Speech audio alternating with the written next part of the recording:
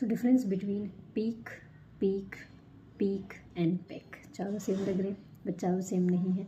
Spellings भी different है इनकी, बस प्रोनाउंस और मीनिंग भी डिफरेंट है, बस इसका जो प्रोनाउंसिएशन है वो सेम है, बाकी सब अलग है।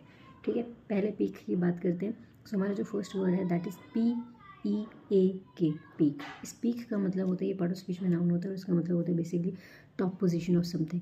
हम इसके लिए टॉप कह सकते हैं, एक्मे कह सकते हैं, जेनिथ कह सकते हैं, क्रेस्ट कह सकते हैं, समिट कह सकते हैं, एपोथियोसिस कह सकते हैं, एक कल्मिनेशन पॉइंट भी कह सकते हैं, क्रेस्ट भी कह सकते हैं, क्रेसेंडो भी कह सकते हैं। हमारा जो नेक्स्ट वर्ड है आज का that is peek, PEEK, peek, यानी कि PEE peek. Part of speech में ये वर्ब है और उसका मतलब होता है you try to look at something secretly and quickly. आप किसी को जो है बहुत ही जल्दी से देख रहे हो, क्योंकि आप सामने से उसे देख नहीं पा रहे हो तो छुप के देखने की कोशिश कर रहे हो बेसिकली, पीक।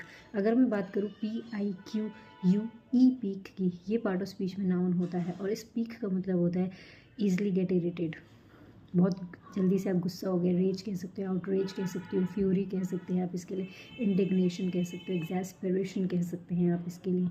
हमारा जो नेक्स्ट वर्ड है that is peck, PECK, peck. ये पैक पार्ट ऑफ स्पीच में वर्ब होता है और पैक का मतलब होता है टू बाइट समथिंग, बेसिकली जैसे birds are pecking their foods कह सकते हैं एक तरीके से।